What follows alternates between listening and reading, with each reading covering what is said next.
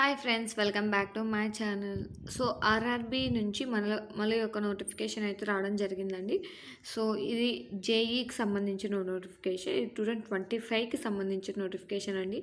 RRB JEE 2025 notification. So ఈ నోటిఫికేషన్లో మనకి ఎన్ని పోస్టులు ఉన్నాయి, వేకెన్సీస్ ఎన్ని ఉన్నాయి, అండ్ అప్లికేషన్ డేట్ ఎప్పుడు, నెంబర్ ఆఫ్ వేకెన్సీస్ ఎంత, ఏ జోన్కి ఎక్కువ వేకెన్సీస్ ఉన్నాయి, అండ్ ఎడ్యుకేషన్ క్వాలిఫికేషన్ ఏంటి, ఏజ్ లిమిట్ ఏంటి, సో సిలబస్ ఏంటి, ఎగ్జామ్ ఫీజ్ ఎంత, అసలు రిక్రూట్మెంట్ ప్రాసెస్ ఏంటి, సో ఇలాంటి అన్ని విషయాలు మనం క్లియర్ కట్గా తెలుసుకుందాం. మోరోవర్ నేను మీకు ఎక్స్ప్లెయిన్ చేసిన తర్వాత నాది ఏదైనా మీకు తప్పు అనిపిస్తే, అంటే నేను చెప్పింది మీకు ఏదైనా రాంగ్ అనిపిస్తే, మీరు నాది రాంగ్ అని చెప్పడంతో పాటు కరెక్ట్ ఏంటో కూడా చెప్పడానికి ట్రై చేయండి. ఓకేనా? మీరు ఊరికే రాంగ్ అనేసి వెళ్ళిపోతే ఏది రాంగు ఏది కరెక్ట్ నాకైనా ఎలా తెలుస్తుంది? నాకు కరెక్ట్ అనిపించిందే కదా మీకు నేను చెప్తాను. సో మీరు కూడా నాకు ఓకే, మీరు ఇక్కడ రాంగ్ చేశారు, ఇది ఈ విషయం మీరు రాంగ్ చెప్పారు, సో కరెక్ట్ ఇన్ఫర్మేషన్ ఇది అని మీరు కామెంట్ చేయండి. మీ కామెంట్స్ నేను యాక్సెప్ట్ చేస్తాను. అంతేగాని ఊరికే రాంగ్ చెప్పేశారు, మీరు మీ చెత్త వీడియోస్, అసలు ఎందుకండి ఇలాంటి కామెంట్స్ పెట్టేది చెప్పండి? ఏంటో నాకు అసలు అర్థమే కదా. ఓకే, వదిలేండి. లాస్ట్ వీడియోకి వచ్చిన కామెంట్స్ గురించి అండి. ఇది అంటే కరెక్ట్ ఏంటో మీరు చెప్తేనే కదా తెలిసింది. నాకు రాంగ్ అన్నప్పుడు కరెక్ట్ మీకు తెలిసినప్పుడు మీరు చెప్పొచ్చు కదా. అది చెప్పరు, ఊరికే రాంగ్ అని చెప్పేస్తారు. ఇలా చెప్తే కరెక్ట్ ఏది ఎవరికి తెలుస్తుంది? ఒక 10 మంది 20 మంది కామెంట్ చేశారు రాంగ్ అని చెప్పేసి. సరే, ఒక్కరన్నా ఎవరైనా కరెక్ట్ ఇన్ఫర్మేషన్ ఇచ్చారా నాకు? మీరు చెప్పింది రాంగ్ అని చెప్పడం తప్పితే మీరు మీకు తెలిసిన కరెక్ట్ ఇన్ఫర్మేషన్ ఏంటో చెప్పండి. నేను కూడా అప్డేట్ చేసుకుంటాను కదా. అందరికీ అన్నీ తెలియాలని రూల్ లేదు కదండి. సో మీరు చెప్పండి, నేను నేర్చుకుంటాను. తప్పేముంది దాంట్లో? అంతేగాని మీరు రాంగ్ ఎలా పడితే అలా కామెంట్స్ పెట్టడం, ఫోన్ ఉంది కదా, వీడియో చూస్తున్నాం కదా, కామెంట్ పడేయచ్చు. కరెక్ట్ ఏంటో మాత్రం మీకు తెలియదు ఆ విషయం. మీకు కరెక్ట్ అయితే మీకు తెలుసు. అసలు నా వీడియో ఎందుకు ఓపెన్ చేసి చూస్తారు మీరు? ఎనివే, మనకి డిస్కషన్ ఎందుకులేండి. సో మనం ఆర్ఆర్బి జేఈ నోటిఫికేషన్ గురించి ఇన్ఫర్మేషన్ ఏంటో చూద్దాం. సో ఇది 2025కి సంబంధించిన నోటిఫికేషన్ అండి, ఆర్ఆర్బి జేఈ. సో ఇది అఫీషియల్ నోటిఫికేషనే. సో అప్లై డేట్ కూడా ఈ రోజు నుంచి స్టార్ట్ అవుతుంది. సో నెంబర్ ఆఫ్ వేకెన్సీస్ వచ్చేసి 2569 vacancies. Okay, 569 vacancies overall India ప్రకారం అయితే నెంబర్ ఆఫ్ వేకెన్సీస్ ఇవి. సో అప్లికేషన్ డేట్ అనేది ఈ రోజు నుంచి స్టార్ట్ అయిపోతుందండి. సో అప్లికేషన్ డేట్ ఈ రోజు నుంచి స్టార్ట్ అయిపోతుంది కాబట్టి మీరు వెంటనే అనేది అప్లై చేయకండి. ఎందుకంటే కొన్ని ఏ జోన్ పెట్టారు, ఇలాంటి విషయాలన్నీ మీరు చూసుకొని తర్వాత కొంచెం మెల్లగా అప్లై అయితే చేయండి. అంటే 10th అలా అప్లై చేసుకోండి బెటర్. సో ఈ విషయాలన్నీ కన్సిడర్ చేసుకొని మీకు ఏ జోన్ అప్లై చేసుకోవాలనే దాని గురించి కొంచెం చూసుకొని మీ దానికి, అంటే మీ క్యాస్ట్కి కానీ, మీ యూఆర్ కానీ, ఓబీసీ కానీ, ఏ క్యాస్ట్కి ఎన్ని వేకెన్సీస్ ఉన్నాయి, ఏ రిజర్వేషన్ ఉంది చూసుకొని కొంచెం అప్లై చేసుకోండి. ఓకేనా? సో అప్లికేషన్ డేట్ వచ్చేసి 31st అక్టోబర్ 2025 నుంచి స్టార్ట్ అవుతుంది. క్లోజింగ్ డేట్ వచ్చేసి 30 నవంబర్ 2025. నియర్లీ 1 మంత్ ఉందండి. సో కంగారేం లేదు, కొంచెం నిదానంగా అప్లై చేసుకోండి. బట్ 20 నవంబర్ లోపల అయితే మీరు అప్లై చేసుకోవడానికి ట్రై చేయండి. ఆ తర్వాత సర్వర్స్ మ్యాక్సిమం బిజీ రావచ్చు. సో కొంచెం ముందే ఈ 20 లోపలే మీ అప్లికేషన్ అనేది ఫిల్ చేసేసుకొని అప్లై చేసుకోండి. ఓకేనా?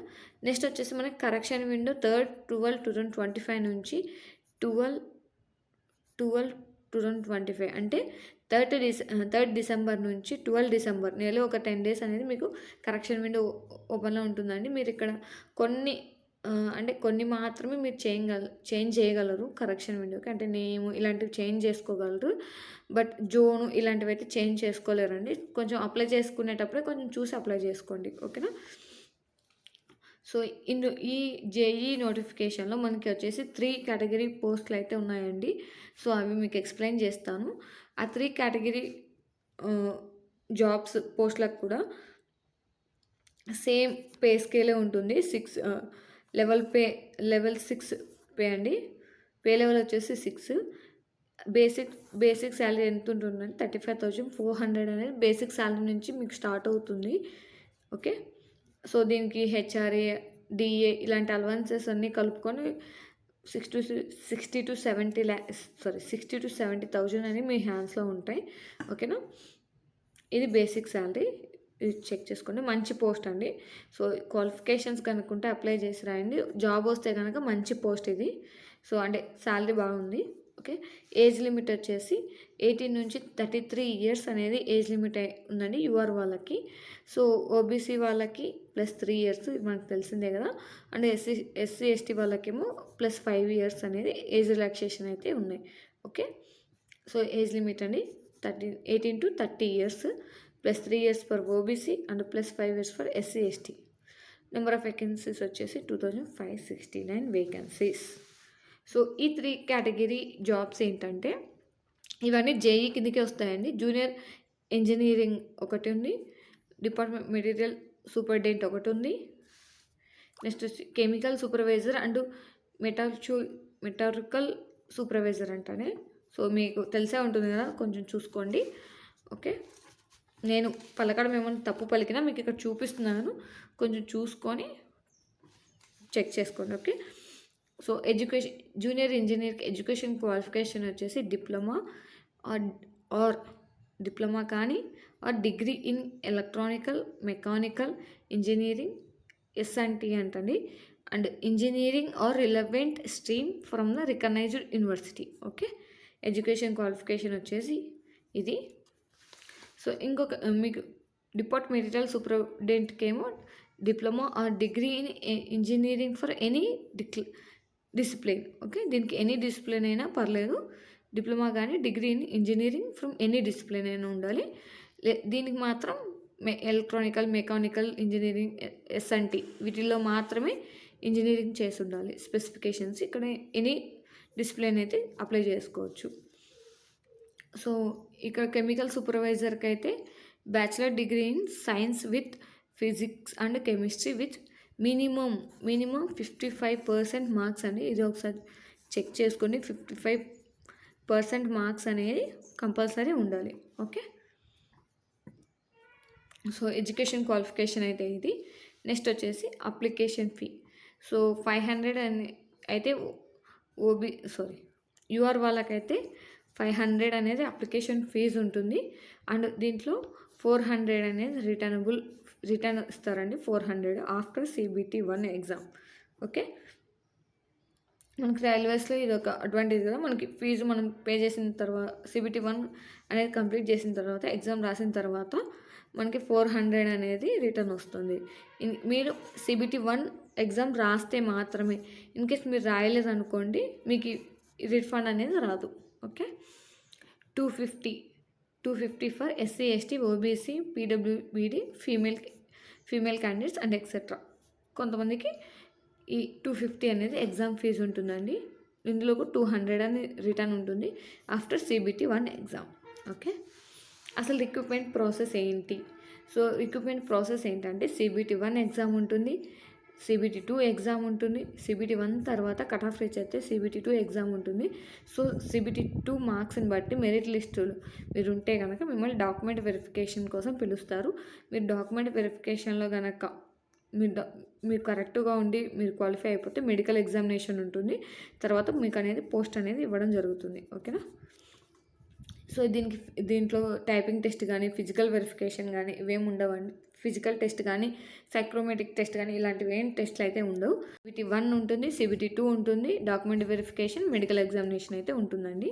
సో, నెక్స్ట్ వచ్చేసి మనకి అన్ని జోన్స్ చెప్పట్లేదండి. ఒకటి మన సికింద్రాబాద్ జోన్కి అయితే 103 వేకెన్సీస్ ఉన్నాయి.